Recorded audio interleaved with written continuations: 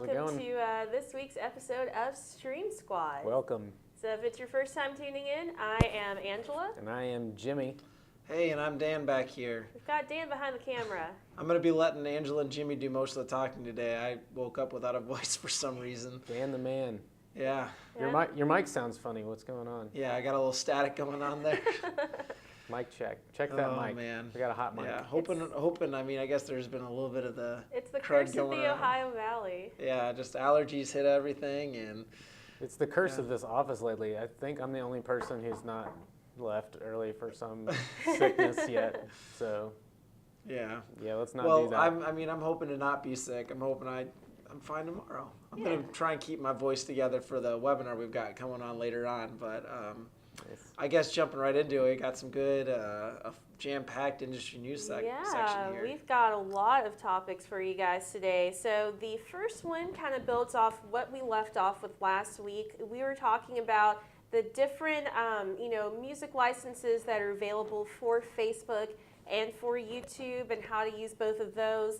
Well, as of March 9th, since our last broadcast, Warner Music Group has actually signed a new partnership with Facebook to allow music from their catalog to come into, different Facebook broadcasts, as well as Instagram broadcasts and videos and other things put on Messenger and Oculus. So, just since last week, there's a whole nother selection of different kind of music that you can use for your live video and other content.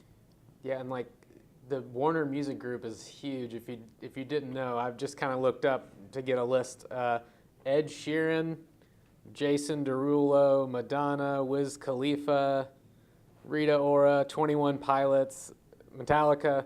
So it's a pretty large group of artists and well-known people that are now going to be available for use. How exactly you can put it to use? I mean, just like Angela said, you can put it into those specific areas, but just the way that it's going to be able to be used and utilized is still kind of restricted to that. So it's not like it's a free-for-all.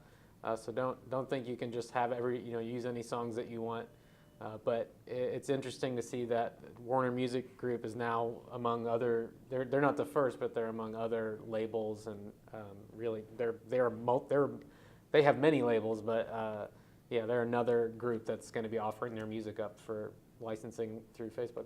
Yeah, I know from, there's an article we can link to you guys, and they had mentioned that, the executive director of Warner Music is really excited to be able to put this partnership to work with Facebook. They're seeing Facebook, as one of the most innovative things out there right now, and that's kind of what led to their partnership. But we do want to caution you guys and reiterate what we said last week. This is a partnership for Facebook, so if you're going to be producing content that's also going to go on YouTube or Twitch or any other platforms, make sure to check out what they have licensed and what their policies are, because what works for Facebook doesn't always work for those other platforms as well. Exactly. Yeah. Yeah, and hopefully, I think this is just for the stories and moments and things like that, but hopefully we can get some more of that stuff seen in live video as well. Yeah. So the next thing we have, speaking of Facebook, last week a lot of you guys were at South by Southwest. It's a big conference in America, and Facebook had their own what they call storytelling booth. So this is something for a new campaign they have called It's a Great Day to Video. And what that is just, trying to help different marketing personnel learn how to successfully create content to promote their businesses with Facebook, and also with Oculus and Messenger and Instagram. So at South by Southwest, they actually set up a booth. It actually had a stop motion component and other little tools that you could use to make boomerangs, which are the 3-second back and forth videos you normally see on Instagram. And they had people there on site just to help, explain how to use these and how they can work for marketing. They also had a Messenger app open that could walk people through it, so that way they didn't have to rely on someone working the booth. And that Messenger app could also help attendees to see what local restaurants and bars nearby could help them out as well, which is one of Messenger's new features, just kind of knowing what's around you. So it was a really cool booth. We've got an article for that as well.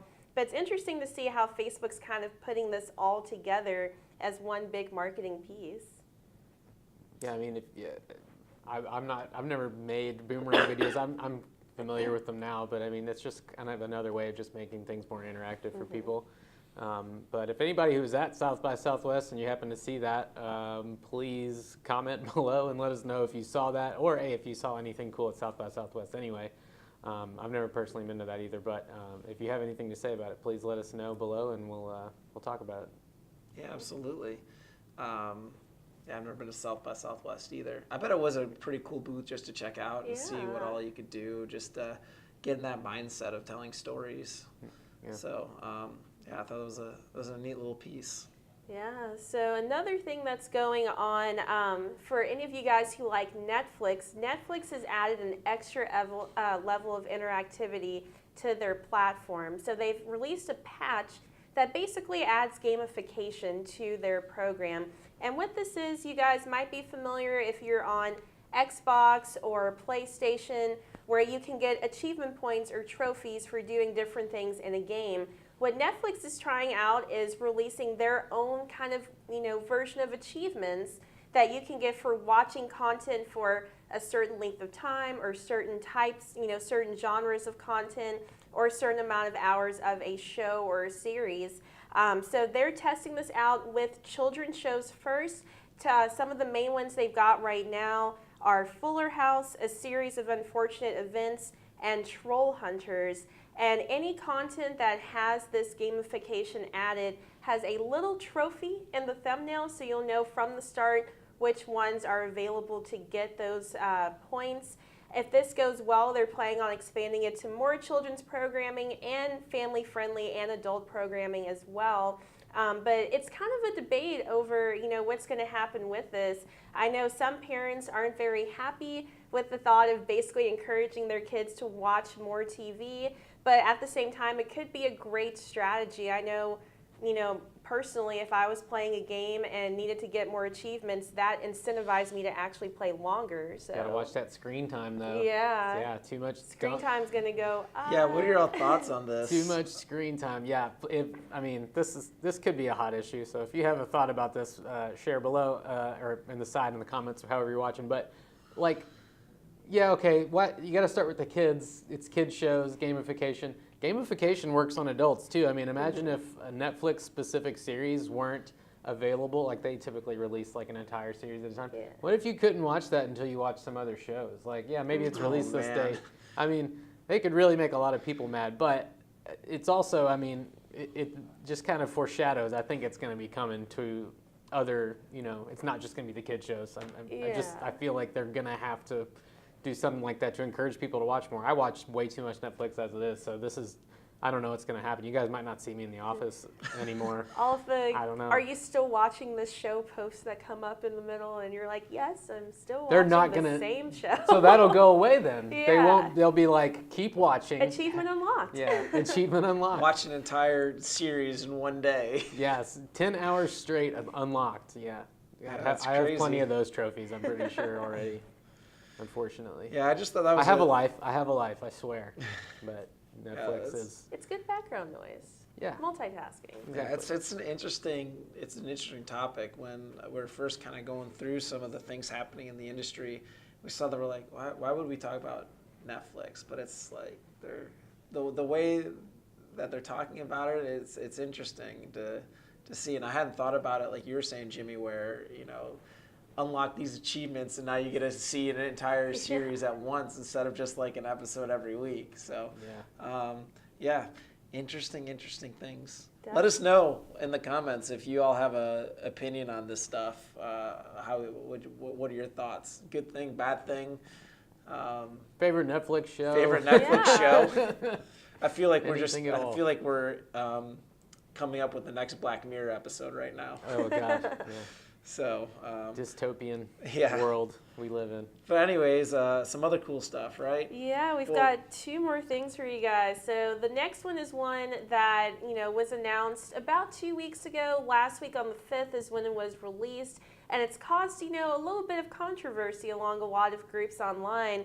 But Twitch has recently updated their new behavior policies. So the way most platforms work is if you're found harassing someone or posting inappropriate content on that platform, they'll delete your channel or your profile or whatever it is, or give you a suspension if it wasn't as bad.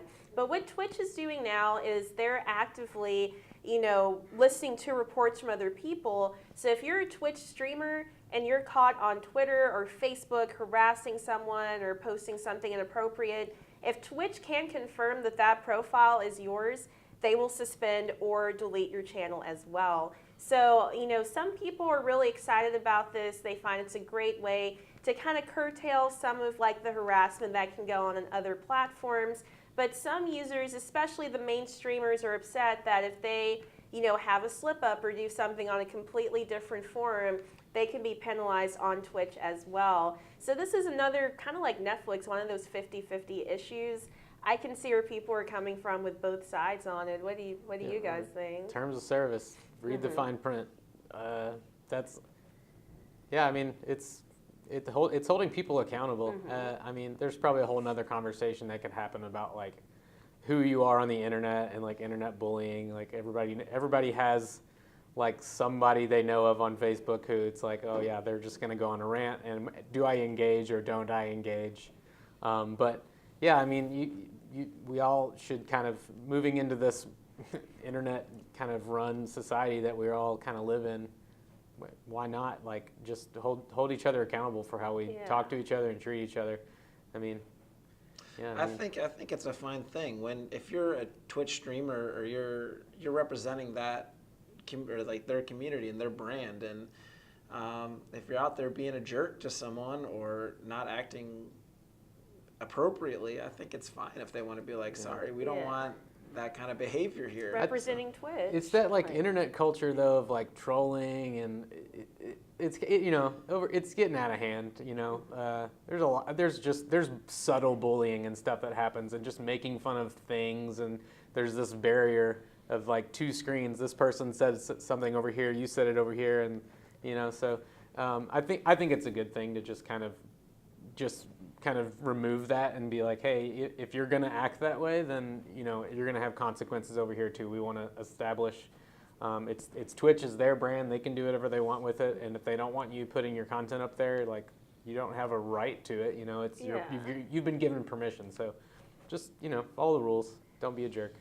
And one thing they did mention with that, some people were initially worried about, their Twitch chat. And if someone says something inappropriate in the chat, what does that mean? And basically they said it's, your accountability or your moderator's accountability, but they still want it to be more on you. So if someone is doing something inappropriate in your chat, you're not at fault for it as long as it's, that person's banned or you or a moderator speaks up and says, hey, that's not cool. On the other hand, if someone posts something inappropriate or is harassing someone else in the chat and you start laughing about it and basically announce you've seen that comment and you're letting it go, or it just continues on and on in the stream and you're doing nothing to stop it, that's when your channel can, be held accountable and get a suspension. Or if you're engaging in it, then you'll, get your channel deleted at that point. Yeah, so just be a good host. Yeah. Don't be mean the to people. TLDR, just be a nice person. Yeah. Be nice to each Be a other. happy streamer. And party on, dudes. Can anyone name that quote? That's right. Awesome, yeah. So I think we've got one more good piece of industry news here coming up in a second, and I think that's going to kind of tie right into our first bit of our live video strategy. So before we kind of just jump in there, I want to give some shout outs. I see Mike's in here, Ryan, saying, hey, Tim, the video guy, he says he's on the road but still tuning in. All right. Awesome. Hopefully you're not driving or Drive something safe, and watching Tim. I see Maybe Justin. got the Bluetooth audio going on. Yeah, Justin had a question asking about the Osmo Mobile 2. It works. We've had tons of users using Osmo Mobile 2, so if you want to check it out, go for it. But thank you everybody for tuning in right now, and keep that conversation going. If you have questions about what we're talking about or just a little extra input, you let us know. We love hearing everyone else's input as well. But with that being said, Angela, one more piece of industry news, right? Yeah, so as Dan said, this does tie into our main strategy piece as well. But we've announced over the past couple of episodes of Stream Squad some changes that are going on with YouTube. And one thing that has come out recently, this is another thing that's going to be rolled out, but there's going to be an update to the Creator Studio, which is kind of your main hub in YouTube to update your videos, your channel, everything like that. They are going to add 3 new metrics so that way you can see how your channel's doing and how your videos are doing and find ways to improve what's being done.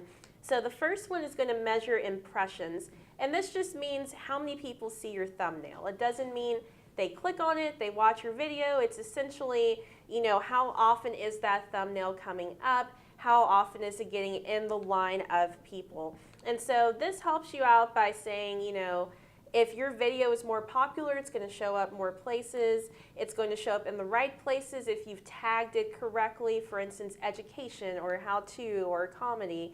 So that's one metric that's going to show you.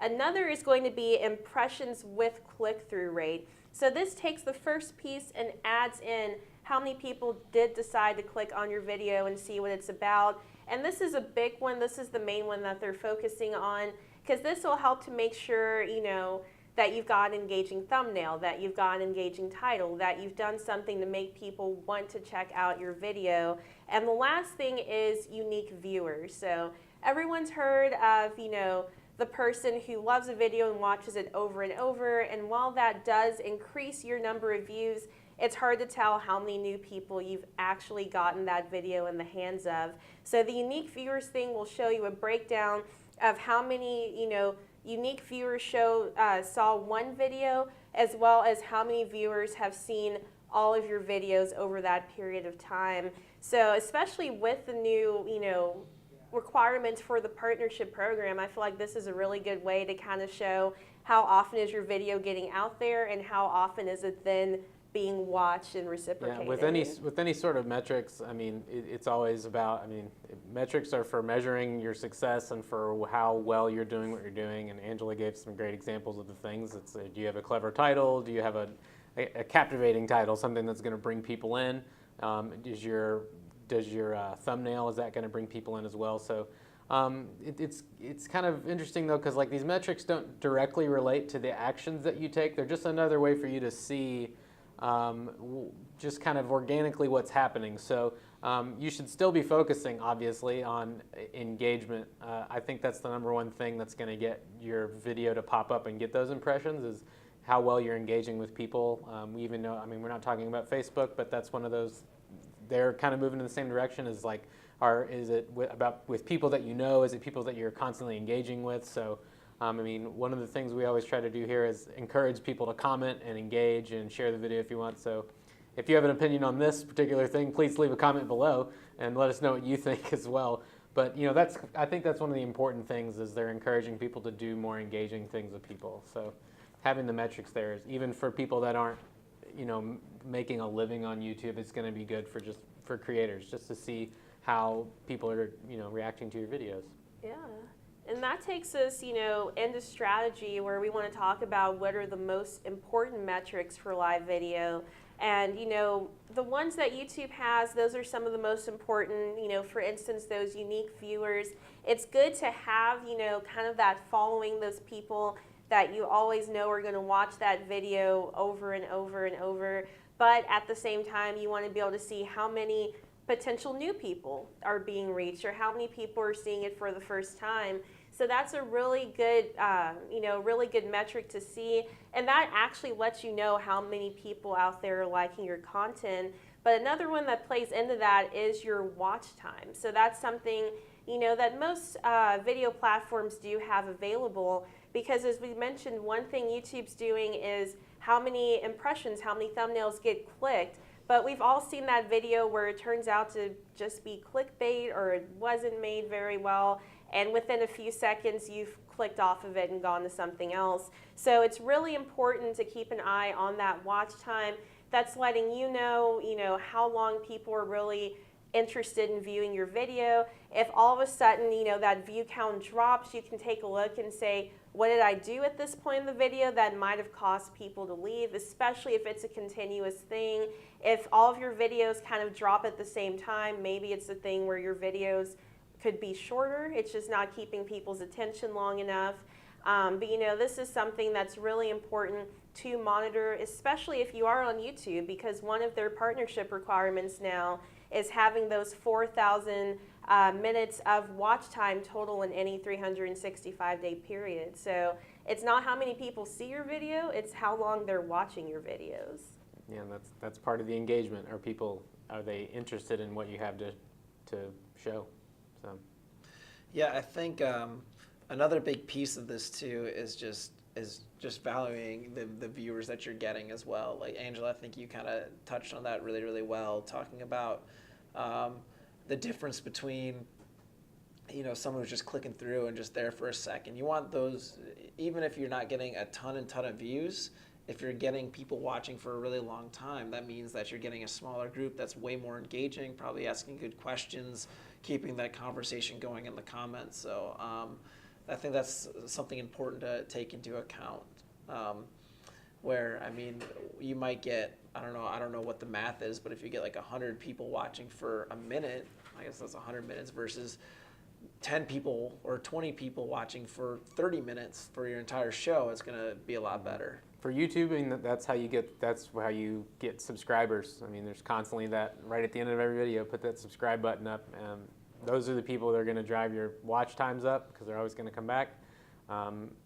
We'll talk about it later, but we have a group for our Facebook that we have tried to encourage people to view our videos through. So building the audience and getting that subscribe button and getting more and more people, that's how you kind of build that audience up.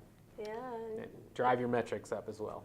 Yeah, two more metrics that are really big, that kind of go hand in hand are, your engagement, which we've been talking about, and also the comments, which we've touched on. The way that Facebook and YouTube and Twitch and Periscope and all of these companies really promote videos is by seeing how much engagement is going on, how many comments are there, how many people are, liking the video and sharing the video. So one thing that you can even do as a viewer, if there's, a certain content creator that you enjoy or a live broadcast that you're really enjoying, leave them a comment, even if it's just saying hi. That's going to put that video in front of more people's screens for those clickable impressions. It's also going to make that video more likely to be promoted later on in that on-demand viewing as well. So, definitely, even if it's a quick, I enjoyed this video, that's something you can do to help any kind of video creators that you guys like out there. It's going to boost that engagement for them. Excellent. So yeah, leave a comment. Let us know what you all think. There's a reason why a lot of YouTube videos end with leave a comment down below. They want those comments posted. Excellent. I do think we have two pieces here, right? Another extra live video strategy piece, and we have a really good article. It's not out yet, but will be out. I don't know if it'll be later this week or early next week. We'll have a really good article about this piece, and Angela, I think you got a little extra information about it. Yeah, a lot of it was, some of what we just discussed, what kind of metrics do you need, but also it's a matter of, how frequently and consistently are you going live, which is something else we've talked about on the show before. So one important thing that I did jot down from the blog is what's called the rule of 7. And this basically means it takes about 7 times being exposed to something for the average person to really start to gravitate toward it, to get that interest to check it out. If it pops up just once, they're more likely to scroll past it. But if they're starting to see that name coming up again and again, they're probably going to say to themselves, what's this about, and actually tune in. So that's a good way to get new people to watch your content. But also, most social media platforms will recognize that you've got that frequency going on, you've got a schedule going on, and they're more likely to boost your content because they see that you are a frequent poster.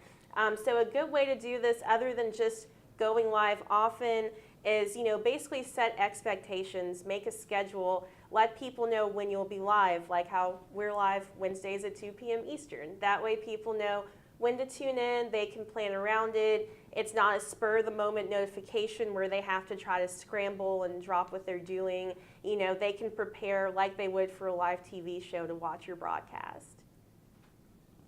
Yeah, it's solid advice.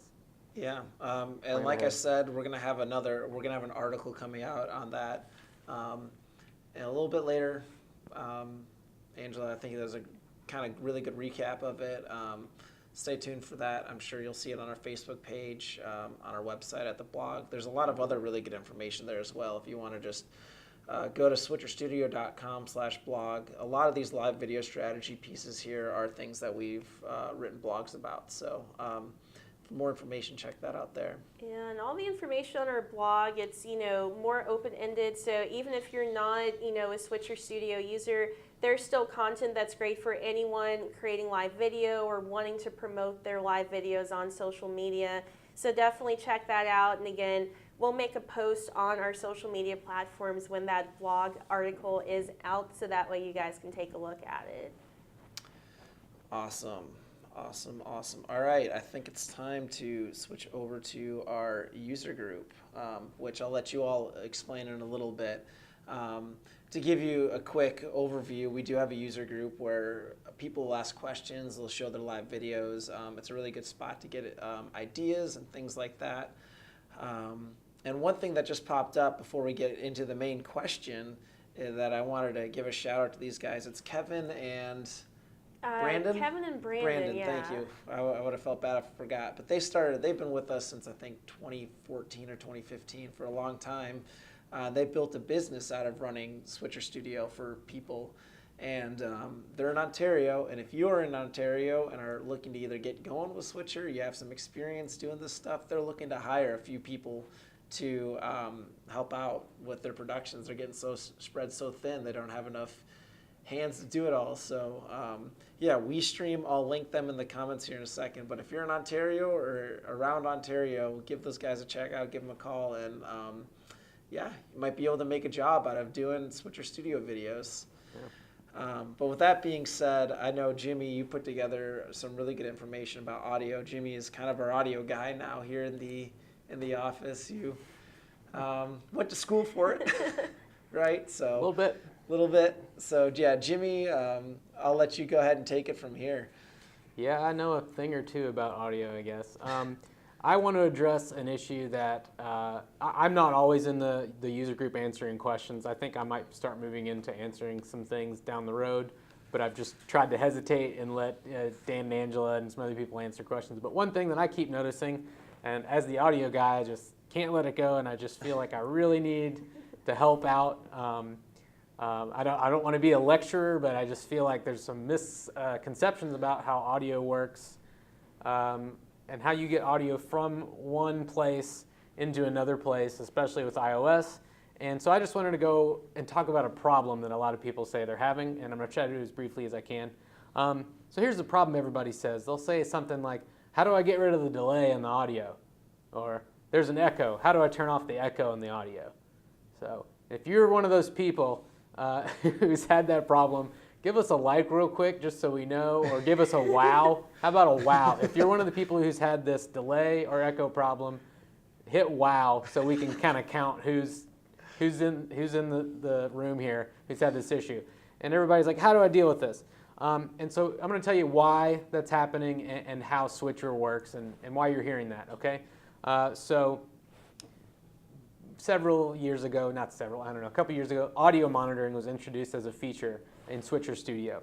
And so Switcher uses audio from one of three different places. All right, so the audio that's going to be coming into the app and ultimately going out into your audience or just into the recorded video you're going to do comes from either one, the main switching device's microphone. That is the simplest way that you can use it. Your phone's built-in microphone or your iPad's built-in microphone, okay? So that's the main, most simplified use case for using Switcher. The second place, which is what I think a lot of people are using, they're using something like an iRig or they're using a TRRS adapter. And we've talked about this before. I don't know, Dan, if you can like show a picture of an iRig right now. Yeah, I've got a picture of an iRig I can put up for you. So if you look at the plug on the iRig, there are 4 conductors on there. There's a tip, there's a ring, there's another ring, and then we call the bottom one the sleeve. And the very bottom one that's right next to the black casing, that's where the microphone input signal is. And if you have white iPhone headphones, you'll notice that the ear pods, not the wireless ones, the ear pods have the same plug on them. And basically that white thing that's hanging from your right headphone is a microphone, and the metal piece at the very bottom of that is the microphone. So that's the second way that you can get audio in, is using an adapter that has routed the input signal to that ring. You could use just iPhone headphones, and that little piece is the microphone if you wanted to. So the third way, which is a way that some people have had success with, and if you're one of those people who's used iOS-compatible USB audio interfaces, if you've used any of those, I know we're kind of been repeating this a lot. Please comment below and share what you've used that's worked, because there's no way we could buy every compatible iOS device. But iOS-compatible USB interfaces is the third way that you can get sources in. I'm going to talk to you about a couple of them. But basically what's happening is any software, whether it's on an iPad, an iPhone, in a computer, PC, anywhere, if it processes audio and video, when it plays it back to you, there will be latency, period. If it goes into a computer and it's coming back out after it's touched software, there will be latency. How much latency is really just kind of a function of what that software is doing. So Switcher's doing a lot of processing, bringing in multiple cameras, and it's using IP to make some of this work, and IP is packetized, so things aren't necessarily in real time. So we have a buffer that makes sure that everything gets glued together, and it's going to make sure that when you're live streaming, it's going to constantly capture the entire video. In case there's any, if there's any faults in your connection, it's going to buffer it and it's going to send it out. So because of that buffering, there's always going to be a 200 millisecond delay. And when we added audio monitoring, what you get when you're listening back is you're hearing exactly what your audience is going to hear. So when you put your headphones on and you're monitoring audio through an iRig and you're saying, oh, that's an echo or delay, the point of hearing that is so that you know that what's going out to the audience is good. So as long as what's going out isn't garbled or staticky, you're in good shape. There's like a 200 millisecond delay, and that is absolutely normal with what is being transmitted wirelessly. So when you're hearing that, it's really not a problem with your sound. Everything's going out normally, as long as it doesn't sound distorted or otherwise low quality. That's what your audience is going to hear. So that's a good thing. That's what you want your audience to hear. So the delay is a little bit distracting for you, but it's made so that your audience knows what's going on. So here's one solution that you can use to get rid of that delay in your own personal monitoring. And one of the easiest ways, well, I wouldn't say the easiest, but one of the simplest, we use a mixer here. And with that mixer, it's got separate outputs. So one of them's a headphone. So Dan right now, if he wanted, he can just throw on the headphones and listen to the signal, and he could just be like, hey, everything's sounding good over here to us. He's doing it now. He's doing it right now. He's monitoring. He doesn't wear those the whole time because we've already checked at the beginning. And then the output of the mixer will go into the iRig. We don't really need to monitor from the iRig because we know that what's coming out of the mixer sounds good. So that's the first way. And just what you need to know is that when you plug in a TRS cable, it's going to send you the switcher output. So that's what you're hearing there. If you listen to the mixer, you're going to hear the mixer output. So that's another way of monitoring. What you want to look for if you just you're disgusted, you can't stand hearing a delay, you're not interested in hearing what your audience hears, you just want to hear the real-time audio as it's happening, and you'd rather listen to that, here's what you can do. Drum roll? No? Okay. No. It's really not that big a deal. You need to use a device that has a direct monitoring option. It's really that simple. So instead of listening to the playback from switcher or hearing what the switcher is going to output, you can flip a switch on some devices that will let you hear just what's going in directly. And that's the way you would be able to monitor directly what is happening in real time. So where do I get one of these devices? Well, I've got a list of a couple of them, and I'm going to do a disclaimer. I've not tried any of these in the office here, but I've seen plenty of videos, and I've seen people using them with success using other iOS devices. So these are some 4 devices that I know are compatible with iOS, and they have a direct monitoring capability. So Dan, if you want to pull up on the screen the first one. There you go. Zoom U22. Zoom U2, handy recorder, handy. This device, what's great about this is it can work with 2 AA batteries. So you don't have to have a power source. You want pretty well-charged batteries if you're going to be doing a long stream. But this is a great mobile option. It is $99, slightly more expensive than the iRig. But if you look on the graphic that I created there, there is a direct monitor switch. And when you flip that over, it will stop playing back the sound that's coming out of the iPad, and instead you're going to hear what's going directly in. So there's one device that's just going to let you hear directly what is happening, and then if you want to toggle back and forth, you can turn it off of direct monitoring, and it should go back to playing back what switcher's hearing. So that's one device and one way you can do this. Another one that's twice the price, but it's by the same company, has a couple more features on it. This one's called the Zoom U44, an obvious leap in inputs and outputs, but with this device, it also runs on 2 AA batteries. In fact, these both have a 5 volts AC input on them, so I think technically you could run them off of a USB battery if you had one of those cables. So that's another option. It has an input to direct monitor fader, so you can fade between the two. With switcher, that's not really going to be useful to you. What you really just want to do is put it on either input, which is the direct input, or all the way to the other side, which is for, I believe it says DAW or output. It says one of those 2 things. So it's going to be either or with that one. So that's just another device. Here, it's just got 2 more I just want to show you before we move on. The third one I was going to say is a PreSonus AudioBox i1. It's also $99. This one is not battery powered, so you're going to have some sort of, I think the cable I saw was, it's a USB-B cable, so it looks like a printer USB cable, what you would connect a printer to, and you plug that into the wall using like a regular iPhone charger or something. It's a 5 volt adapter, so that's how you'd power it. And then you connect it via USB to your iPad or iPhone. And that one also just has a direct monitor button. You just push that in and it just changes what's coming out of the headphone to that. Lastly, here's one we're all used to that we've heard of before, the iRig Pro Duo. I don't know how new this is. I don't think it's new at all, really. We just haven't really looked into it. But the iRig Pro Duo has, it's for $199. It is actually powered by AA batteries if you want. So that's a portable option. It has a direct monitor switch on it as well. If you want to power it with some external power, there's this really weird power bridge that you have to buy, which is an iRig kind of specific power thing. You know, I don't really have an opinion on it, except for that it's an extra $69, so, you know, do with that what you will. But these battery-powered options that I've talked about here, maybe I'll try to put them back in the comments after our video's over. These are one way that you can listen back to your audio with direct monitoring. Just remember that what you're hearing out of the iRig or most things that are directly connected is what your audience is going to hear. So it's really ideal for you to keep an eye, or rather an ear, on what your audience is listening to. And that's really the purpose of audio monitoring. If you really need to hear the sound directly because it's just kind of annoying, it's hard, it's difficult to talk over it, then try to find one of these direct monitoring options. Just look for iOS-compatible USB devices with direct monitoring. Just look for that buzz phrase, direct monitoring, and you'll find something that you need. These are somewhat within the price range, but just make sure if it's USB that it's iOS-compatible, because not all USB devices are iOS compatible. They're just not, so be careful. Yeah, another good use I could see for something like this is for if you're doing a iOS screen sharing or and using Facebook chat or something like that. So you're bringing someone in, like a remote interview in.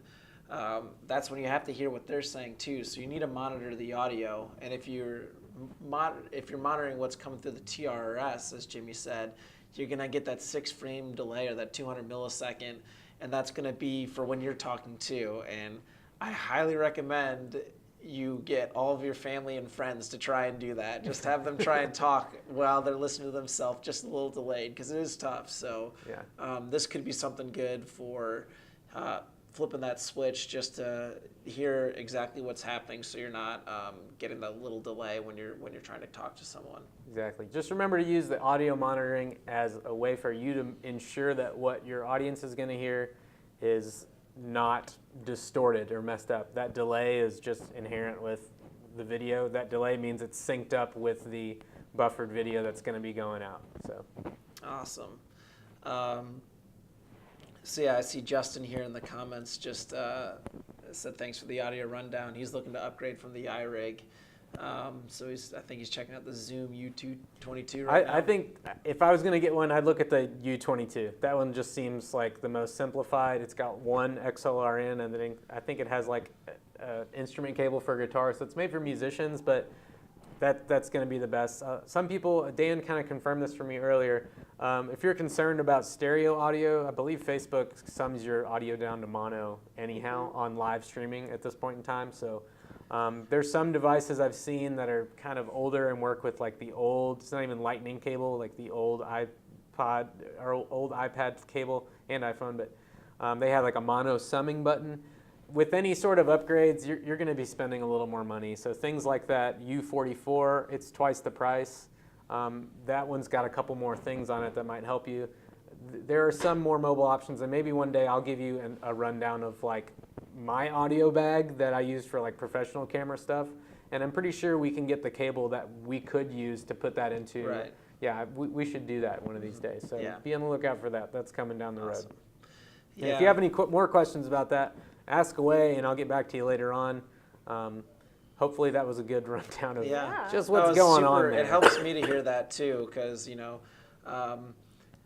I answer a lot of those questions as well, just when audio comes up, and we typically just like, hey, don't fix what's not broken. The iRigs work really well for us. That's what we've been using. That's what we're using right now to bring in our audio, and it works well. But it's nice to see some other options, especially if like that's one thing I can see a lot of people having problems with is being able to monitor their audio and not have that 200 millisecond delay. So yeah, that's super, super helpful. Thank you, Jimmy, for that. I'm going to answer one other question here, and then Angela, I'm going to let you maybe talk a little bit about the user group. Sure. And then our Made with Switcher. But I saw Justin here had another question. He was asking about DSLRs into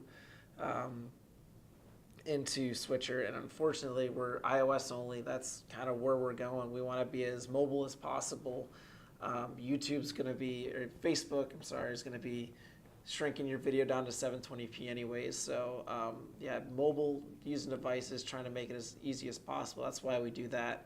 I do see you mentioned in there talking about the workaround with the laptop and screencast. So that is a workaround if you want to do it, but unless you have a really, really powerful network, you're probably going to drop a few frames here or there. So beware. Yeah, beware.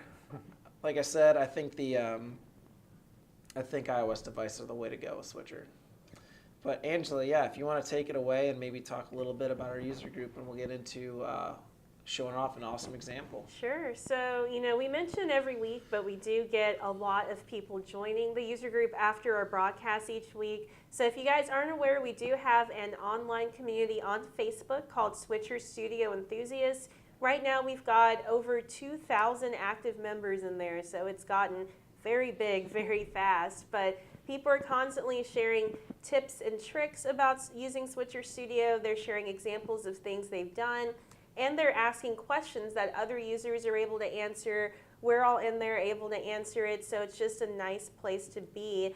It's for everyone, whether you're just thinking about using Switcher, you're on a trial, or you're already on a monthly or annual plan. Everyone can get in that group and get some of the details from it. And there are 3 ways to join. Of course, the easiest is just to type in Switcher Studio Enthusiast on Facebook and do a search for that.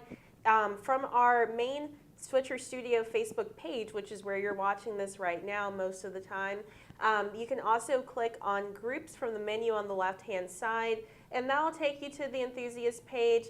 The last way is if you do already have a Switcher Studio account, just log into it by going to switcherstudio.com, and from your user dashboard, there'll be a link that says join the online community. And that's going to take you to the enthusiast page as well. Regardless of which method you use, all you have to do is fill out a short survey.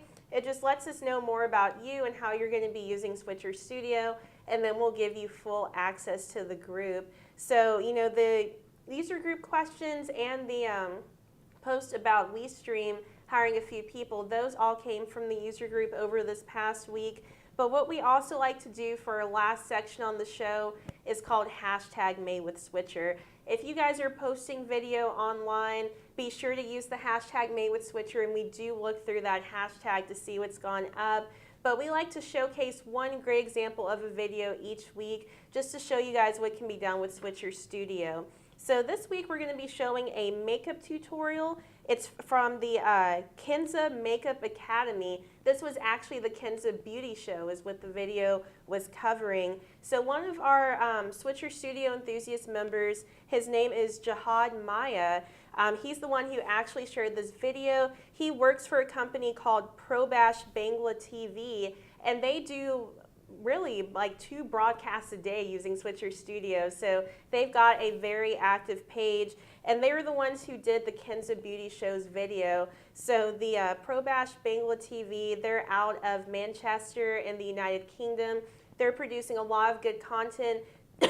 This is almost a 3-hour video, and it's very engaging. It's showing a lot of different tips. So definitely, if you guys are interested in any makeup techniques, definitely check that out. But also, if you guys just want an example of what can be done with Switcher Studio, this is a really great example. Yeah, it's great. They have audience shots, and they have some pre-roll videos for a break that's happening in the middle of it too. So, yeah, it's a pretty cool video. 3 hours long too. Yeah, it's a pretty long broadcast. I know when we reached out to Jahid just to let him know we really liked the video, I actually went to the page and he was live again. And right before we got on Stream Squad, he was live again. So they're doing a lot of content, and it all looks great. That's pretty cool. Awesome, awesome, awesome, guys. Well, I think that's going to be all the time we have for today. Thank you, everybody, for tuning in and checking out this episode of Stream Squad. Thank you, Jimmy, for that awesome rundown. Thank you, Angela, for all the info on the industry news and all of that stuff. Again, if you're watching this on the playback, you can tune in, 2 p.m.? Yeah, 2 p.m. Eastern. 2 p.m. Eastern. Every Wednesday we'll be live here.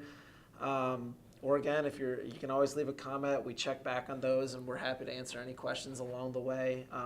You can always join the user group as well and ask questions there. Everybody's super helpful, ready to answer any questions there.